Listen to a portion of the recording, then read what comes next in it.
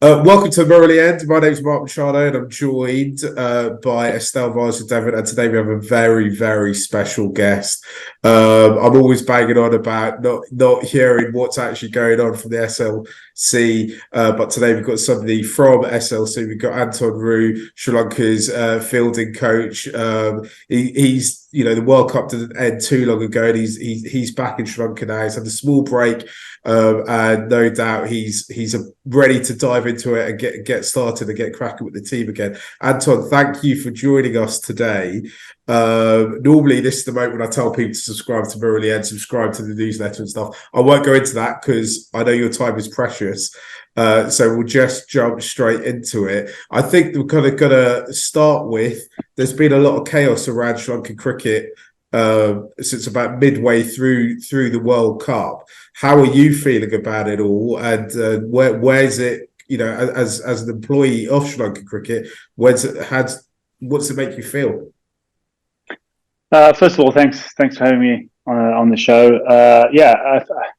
I think it's been well documented that there's a few things going on in the upper echelons of Sri Lanka cricket, but we try not to really focus on that sort of stuff.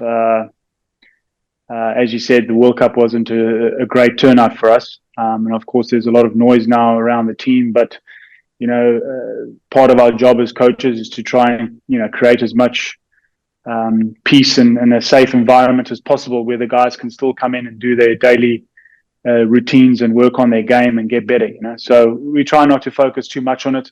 Although, it could have an impact on the players and coaches alike. But until we get communicated properly about that, we just carry on with our job.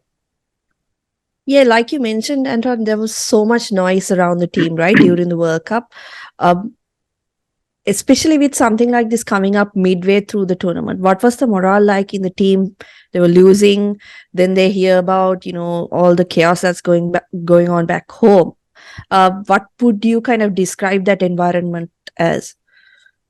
Look, for me, I mean, this is my coming into almost 2 years now with the squad. And all the environments that I've been a part of. Of course, for me, it was quite strange to be a part of, but in the same sense, it was nice for us to be away in India, even though it's quite close to Sri Lanka. But just being, with the team on a day-to-day basis, away from Colombo and Sri Lanka at the time, we didn't really feel too perturbed by it. Normally, what happens with us is we try and, 2 or 3 days out from a game, we try and get together and we start planning for that, and that's what we just try to keep our focus on. And of course, the results weren't going our way, but that's professional sports. But at the time, it didn't feel too hectic for us. And I don't want to speak for anyone else's on anyone else's behalf, but it's not anything new, is it?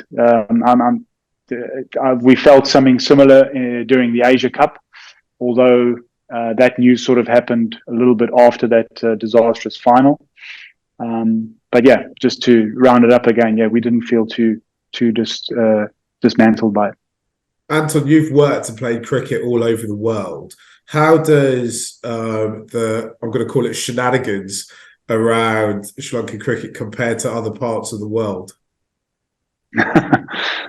Again, I mean, I don't want to say anything that's going to get me into trouble, but of course, it's not ideal when things like that go on. But like I said, with the coaching staff that we've got together with some experienced players that have been around the bush, so to speak, for quite some time, and obviously with Mahela being there, we try to keep us as calm as possible. I mean, every team's going to have a little bit of noise, isn't it? So obviously with Sri Lanka, there's a little bit more because its fan base is very very passionate and very fanatical, and rightfully so, which is actually quite a nice thing to have. I mean, you'd much rather have no noise than no noise, So the guys are used to it, and like I said, we're professionals at the end of the day, and we've got to try and put that noise to the side, and then just carry on with your job. When the performances in the World Cup weren't going to plan, What was the kind of reaction from the camp? And as coaches, what did you guys try and do to try and kind of turn those performances around? Look, it's a tough question to answer, just in one sort of line, because I was thinking about it today, actually driving back from down south. It was like during the Asia Cup that preceded that tournament. When we got over the line against Pakistan, it felt like something special was brewing, and prior to that, we've obviously won quite a few games back to back, albeit against the so-called lesser nations, which I hate to mention like that, but I mean, yeah, that's what the fans use. But it felt like something special was brewing, and I think the jolt came in that final. The build up to that final was obviously fantastic. It was going to be at the Premadasa, our home stadium. In our home conditions, we sort of knew what we were going to expect. But at the time, the weather wasn't too great, and unfortunately, that final, as it's been documented, was a horror show. And that, it doesn't matter how long you've been in the game and how experienced you are and how professional you are. I mean, at the end of the day, getting bowled out for 50 in a final is going to hurt, and it's going to knock your confidence, right? So the timing of that final was far from ideal, leading up straight into a World Cup. And I think then, where the coaching, or where coaches earn their salt, is you've got to try and create that environment, that safety environment, as quick as possible, so that you can reset your focus and start looking forwards rather than backwards. But like I said, at the end of the day, we're only human, and that final, unfortunately, knocked us back a little bit from a confidence perspective. And it took us a while to get over, if I'm honest. Yeah, I completely agree with you when you talk about, how when Sri Lanka did beat Pakistan, it felt like, all these 2 years of building, we're seeing the results finally, right? And yeah. Having covered Sri Lanka cricket for a number of years, there's finally some kind of, you could see that the team is moving forward. But like you said, that final came at possibly the worst time in terms of, how we were planning to compete at the World Cup. You've spoken a lot about, I think, on your socials and stuff about mental health and, kind of developing that support system around you.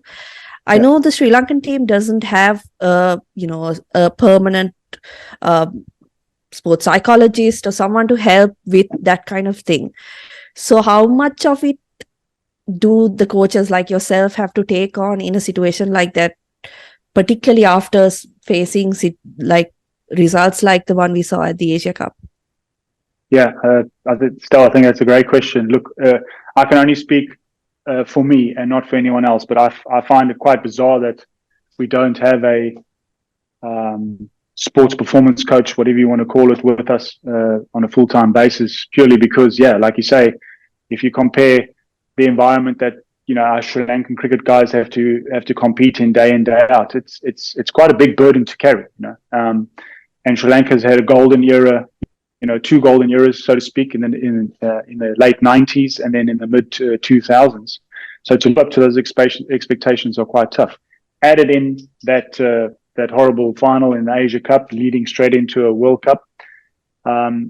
The only thing I can say about that is you don't necessarily need a degree in psychology to look after one's mental health.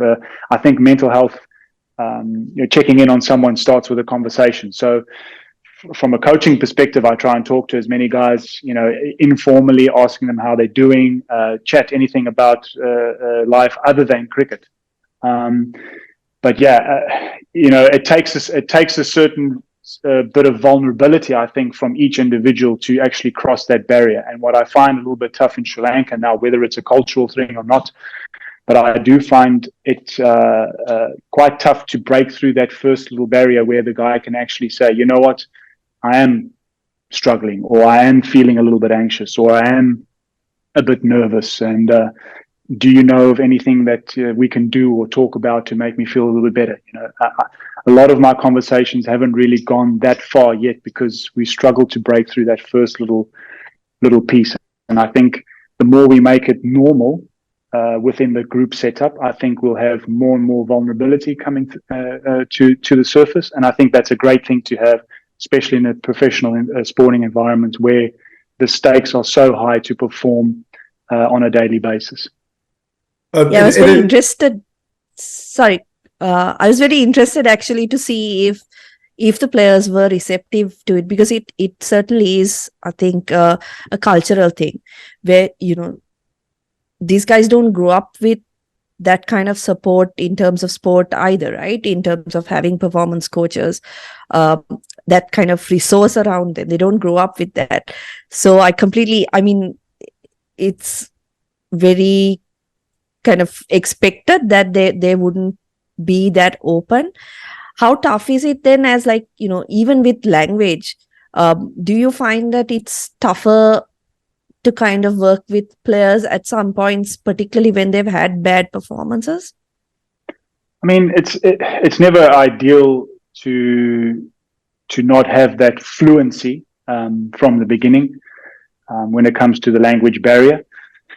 But, you know, we're not in a unique situation. I mean, if you think of international football, I know Mark's a big Liverpool fan, so am I. So you can imagine you can imagine what it's like being a foreign coach in an international change room. You know, I know from a football perspective, a lot of the guys travel around with a translator, which is potentially something that we can look into.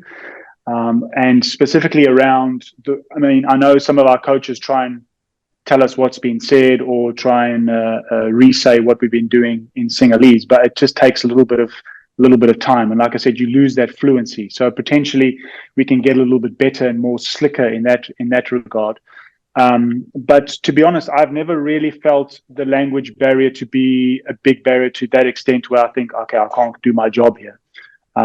If anything, like I said, that word fluency just keeps sticking in my mind, where sometimes you want the conversation or you want the result to move a little bit quicker than what you wish for. But, you know, those things will happen in time, I suppose. And Anton, one of the kind of bedrocks of Sri Lankan cricket is a strong school system. I've often heard it compared to the South African school system as well. Is it creating players culturally that are quite similar in terms of the way they approach cricket and their mentality around cricket to what you've seen in South Africa? The one thing that stands out for me, Mark, I think, and which I really enjoy about school cricket is that rivalry, you know. So the kids get used to playing big matches. They get used to playing on TV. They get used to playing in front of crowds. So you get that sort of, fast tracked a little bit through that system, which is great. And again, I can't really talk for what school cricket was like, you know, back in the late 2000s in Sri Lanka. But I know for one thing of all the games that I've watched, because I'm an avid cricket watcher, so I'll go around and watch a couple of games whenever I can.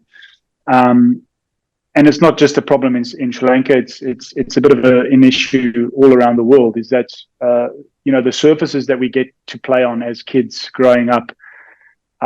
If we can, I think the golden ticket is to try and make sure that those surfaces replicate what you're going to potentially get in international cricket, right? So, but what you'll find is that you go to a schoolboy game or even a club game, and you'll probably find that 80% of the overs are being bowled by spin, right? So you're not really creating fast bowlers. You're not really creating batters that are used to facing pace. You're not really used to creating cricketers that have to really work hard in order to take wickets. So those are issues that I see similar here to what even in South Africa, where everything is based around results, and so players and schools and programs will do anything just to get the win, when actually the model should be producing cricketers so that Sri Lanka can win at the end of the day, because that's where results matter, right? And the lower you go, it should all be about producing players, developing cricketers to a degree where they come into the international setup, and it's just a smooth path forward, in my humble opinion. And kind of the second part of my question is, because of the kind of culture around schools cricket, do you think there's not enough emphasis placed on fielding as a cricket discipline? No, not really. I think, again, it's not a Sri Lankan issue. I see it. I was involved a little bit in the pathway system in England in my 2 years there. I saw it there. It's starting to rear its head a little bit in South Africa. New Zealand, not so much, although I think a little bit lower down, it definitely has. And what I'll put down to that is, especially in countries like England and potentially here, probably in South Africa as well, but I haven't really been back there for a long time to put my finger on it. But what you'll find is that these kids, because they aspire to become cricketers, they end up choosing cricket as their number one sport from a very young age, and they only do that sport. They play very little other sport. So, for example, if you decide, okay, cricket is my thing, I love it so much, I'm going to go do it. Okay, speak to your mom and dad. They're going to invest a bit of money in you. So they take you to a private coaching, a private cricket coach around the corner. Every week you go for 2 sessions with him. What are you going to do? You're going to do batting or you're going to do bowling.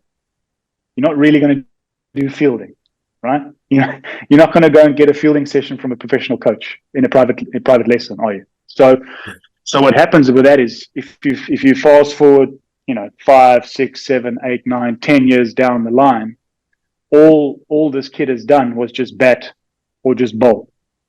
And there's very emphasis placed on, what can my body do?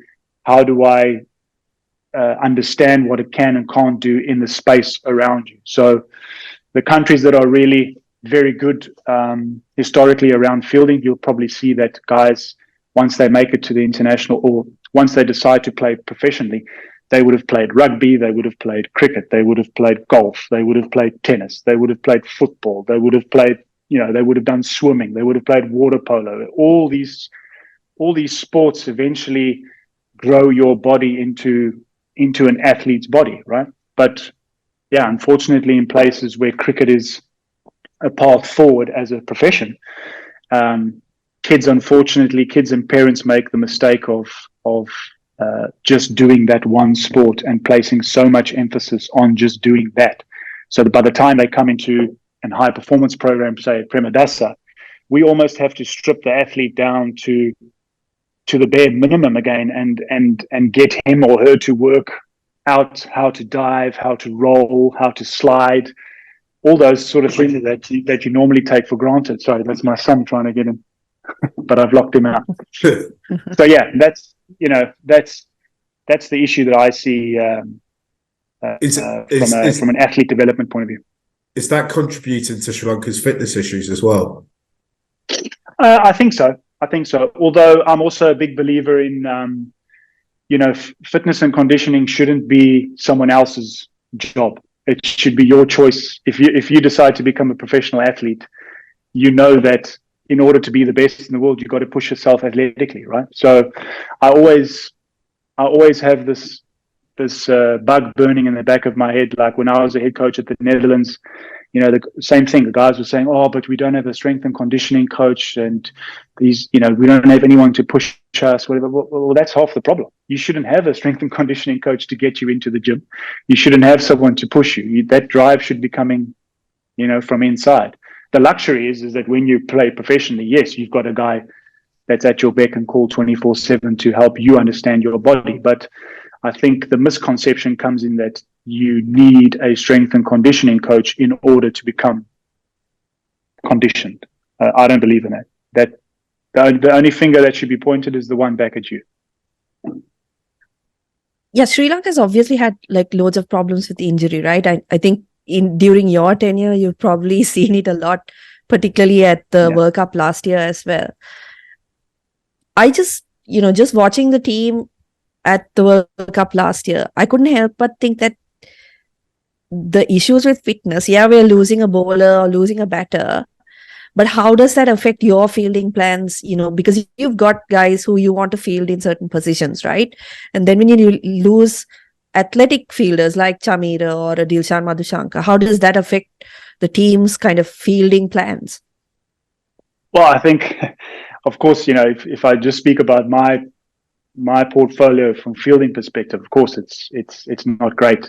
But first and foremost, you got to feel for the player who misses out on representing his country, and it has a knock-on effect for everyone.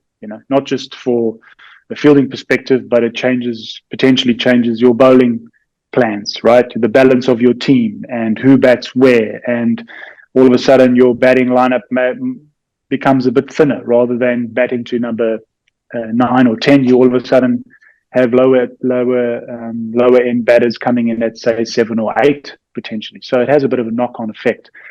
What I can say, look, I'm not a sports science professional.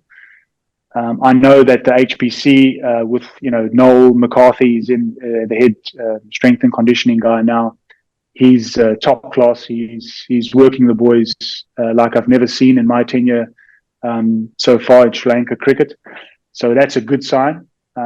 Unfortunately, you'll probably only get to see the benefits of that in maybe a year or two's time, where you've got that robustness built into your athletes. What can I put my finger down on those injuries?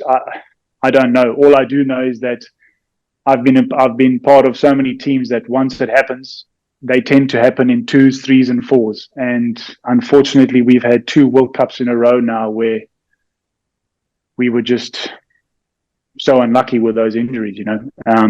If you look at the tournaments that we've done really well in, is it a coincidence that we didn't have any injuries in those tournaments? So there's so many things to look at. Scheduling, like I said to you earlier, the resilience of the player himself, the history of his conditioning and injuries. All those things come into play. It's not just he's unfit or he's being worked too hard, or it's a host of things, right? And the timing, of course, at those 2 tournaments is far from ideal. But those are things that we have to take on board as learnings. And we've got 7 months to try and put that right until the next T20 World Cup, and hopefully then we can get our first choice of players on the park, keep them on the park, and perform very well. Anton, at the last World Cup just gone, there was a lot of criticism for some of Sri Lanka's fielding, particularly on social media. When you see that criticism as the fielding coach, how does it make you feel? How do you take it? I think I spoke to someone else about it the other day. Of course, if you take me as just the coach or the guy in charge of fielding, watching the game, of course, I live and breathe every ball just like everyone else back home watching the match. But I do watch it as a professional, not as a fan. And I do know that there's a lot of things that we've been working on that are working. And I do understand the backlash, especially on social media and through, amongst the fans around our fielding in the last World Cup, and rightfully so. I mean, we're an international team. We represent a country full of cricket fans. But what I do want to say, and I do hope the people realize, is that we don't just base us on one tournament, right? If you look back in those 2 years, you can definitely see the growth. You can definitely see the improvement. I mean, if you go fielding on statistics alone, you would probably see that we've gone from like 7th or 8th in the world from catch efficiency to 4th in the world just before this previous World Cup. That's a huge plus, especially for a Sri Lankan team who historically have never really been, that you don't talk of a Sri Lankan team, they're always a great fielding side like in Australia or New Zealand, So those are positives. Now, what happened in the World Cup, I don't know. I really don't know. I've got a little montage on my computer that I watch every now and then of all our drop catches. And the only thing that I can put my finger down on is that a lot of those catches that we're trying to take, we've actually done very, very well to get there in the first place. Now, I would say probably 50% of those catches we probably wouldn't even have tried to go for a year ago. So those are positives. But absolutely make no mistake that it hurts me. It hurts everyone. I think there's nothing worse in the game of cricket than dropping a catch. So there's no need for me to get angry or panic or create an environment where I put pressure on the guys from a fielding perspective, because if you've played the game, you know that dropping a catch, you feel like an absolute, I don't know, you don't feel great. But what I do know is that we put the work in. I do know that we're traveling in the right direction. And like I say, we've got 7 months to prove ourselves right at the World Cup. I'm not really interested in how we field. Of course, I'm interested in how we field in the series before that, but we're not going to bring a trophy home. You know, Yeah. Our next growth is on the international stage at a World Cup. I want us to be knocking on the door when it comes to, you know, being the best fielding unit out there. You talked about catch efficiency there. How important is stats and analysis in the Sri Lanka side, in the Sri Lanka setup, and are the players responsive to it? So twofold. One is I was actually having a conversation on my phone with Aaron Finch at the time around the catch efficiency, and he was under the same influence as me, saying the one thing that catch efficiency doesn't tell you is the degree of difficulty of catches that you take and put down, right? So, for example, after the first 9 games, so after the full first round of games at the World Cup, Sri Lanka dropped 16 catches, and I think New Zealand dropped 19, so 3 more than us. But the difference is New Zealand, I think, took 50 or 60 odd catches, and we only had 30. So as a team, they are producing a lot more chances in the field to take catches. I think they were producing about 7 chances on average per game, whereas us, we were only producing 4, just over 4 chances per game. So if you put, I think our catch efficiency was 60%. So if you put 3 out of those, 2 or 3 out of those 4 catches down, the chances of you getting another one are very slim. So those catches end up hurting you, right? And that's what we saw in the World Cup. But what I can say is that out of our 16 drop catches, 3 of them were regulation. So those are obviously ones that you lose sleep about, because those are the ones that you should be taking all the time. But the other 13 are extremely much more difficult catches. So the degree of difficulty varies. It can go from a 50-50 catch, it could go to a 60-40, 70-30, whatever it is, whatever your grading system is. But you've got to make some sort of significant athletic movement in order to take those catches. Now, 13 out of 16 is quite a high number, right? And those are the catches that we dropped. 3 of them were those really, really almost impossible caught and bowls. That, you know, those are more than 80-20 catches, right? So if you put all that into perspective, and you see with what we've got to work with in the field in terms of personnel, and you see how the guys are trying to throw themselves around and dive, then it makes me feel okay. You know, I don't lose sleep around that. Of course, we want to do better. Of course, we want to be in the top 3 or 4 teams in the world. Absolutely. But I'm not going to change my coaching methods or press the panic button just yet, because I've seen the growth, and we just need to keep our heads down, keep working hard, and who knows? In the next World Cup, those 13 drops could turn into just 6, and those could change the games, and we could be in a semi-final. So that's what I'm hoping for. Yeah, I like that you mentioned about the stat and how, you know, it doesn't really give you the full picture, right? With any statistic, there are probably different layers to it. And Sri Lanka do seem like they have at least the ground fielding. I think Mark will agree with me that it was good during the World Cup, right?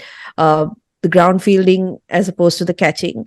What do you see as Sri Lanka's kind of culture around fielding? Because like you mentioned, maybe not the type of team who has the same enthusiasm to fielding as, say, a South Africa, or that kind of history and the culture behind it. But I know you've worked with the women's side as well, and in the high performance center too. What do you kind of see the culture behind fielding in Sri Lanka? I think Again, I can't really speak for the players, but I'm hoping that with the game being so global now, and with the guys playing in leagues all over the world, and obviously you've just been to 2 World Cups, one T20 and 150 over cricket, where as a player, if you don't realize that that fielding is a huge part of the game right now, even more so than say 15, 20 years ago, then I think you need to be watching the game a little bit more closely, because guys are starting to put in amazing efforts and feats in the field. And that you can only do if you're an athlete, right? So being a good fielder and being a good athlete are two very closely linked aspects. You can't, the day of you just being a number 11 batter who bowls a bit, those days are gone, you know. You just have to look at Australia. Pat Cummins is one of the best fielders in the world, you know, and he's an opening bowler, right?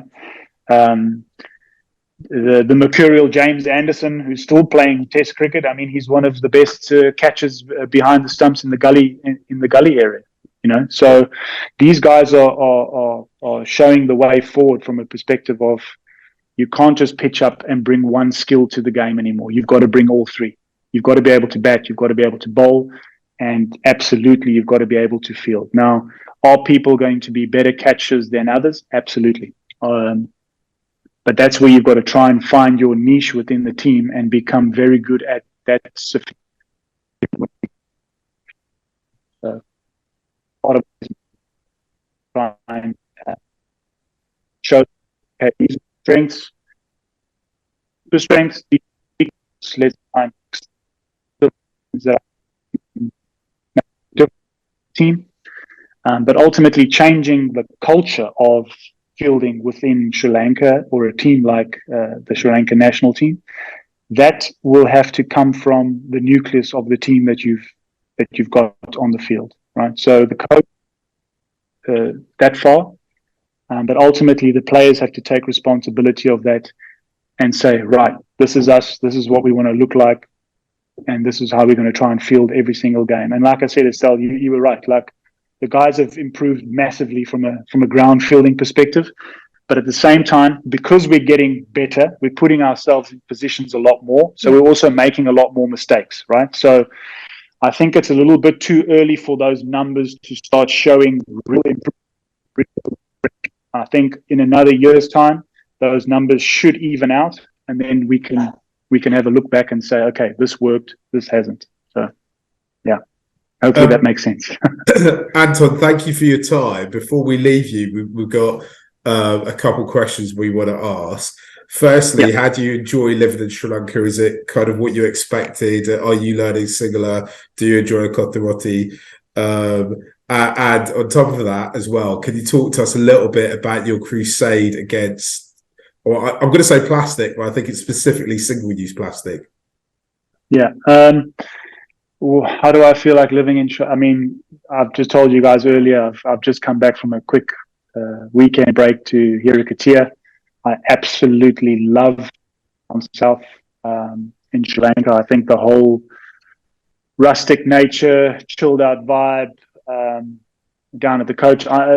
I'm a water baby, so as soon as I get close to water, and specifically the ocean, I start feeling re-energized. So I really like that much. But yeah, I think it's definitely. Anton, how does a South African live in Sri Lanka without biltong? Have you got a biltong supplier somewhere? Oh, Mark, I'll tell you what. I'll go one step further. I'm a South African who's vegetarian or pescatarian. Oh wow! So I mean, I'm not very strict with it. I mean, if you had to offer me a bag of biltong now, I'll definitely have 1 or 2 pieces. But it's not like I will go out and source meat or anything like that. So. But yeah, I do miss biltong for sure. And as far as in contact with Jerome Fernando through social media, and I just said, look, how can I get involved? The stuff that you're doing with me. Like I said, I'm a beach baby. So seeing the beaches polluted, it hurts me big time. So he invited me to come and see Crow Island just to show what he was busy with, and I think that's like the pioneer project, right? And when we arrived there, the plastic was up until my knee. It was horrific. You couldn't see a grain of sand. There was still plastic being washed up onto the beach. There's plastic like ingrained in the sand, as you know, when the sand meets the ocean. Like that stuff's going to take years and years and years to get out. And the shocking thing for me was there was like 5 fishing trawlers at the back, probably about 100 meters offshore, fishing. So, you know, those sort of things really hurt me when I see that. And long story short, there's a few, you know, I've become an ambassador with Jerome and Clean Ocean Force. So he's got a project up in Jaffna, we've got a project in Hikadua, and we've got obviously Crow Island in Colombo as a project. Crow Island is clean now. It's fully operational. You can walk onto the sand, which is an amazing feat by them. Every now and then after big rains, there's still stuff that comes in via the estuary on the side. So that's something we have to tackle.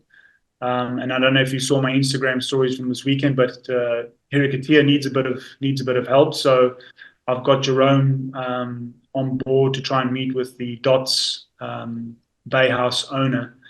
And, you know, they're doing great things themselves from a hospitality perspective, being, you know, trying to be plastic conscious and recycling and all that sort of stuff. So it's good for them to meet, and hopefully we can use a guy like Dilshan Marishanka, who's from that area. I think he's from Dikwela, if I'm not mistaken. So we can maybe use him as the ambassador to go back down to his hometown and or his home district and try and educate the people around, you know, plastic is hurting not just Sri Lanka, but it's hurting our beaches worldwide, you know. No one wants to take a dip in the ocean and the first thing that you see is a can of Coke or a plastic bottle cap or sandals and stuff floating around, you know. So those are things that we want to try and better, I suppose.